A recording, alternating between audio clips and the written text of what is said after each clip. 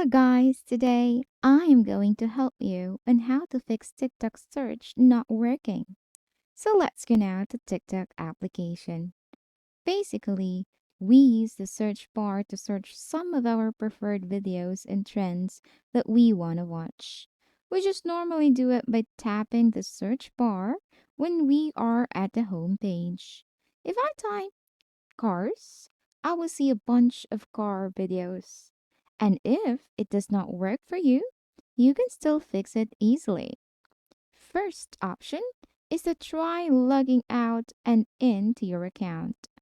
So, tap the profile icon, tap the three lines here above, tap Settings and Privacy, scroll down, and find Logout. After a while, try to log it in again. But if it doesn't work, you can try this way. So now, go to your settings. Find your app management. It could be an iPhone storage for iPhone users. Then tap App List and find the TikTok. Then, this time, tap Mobile Data and Wi-Fi. Clear cache. It could be Offload and Reinstall app for iOS.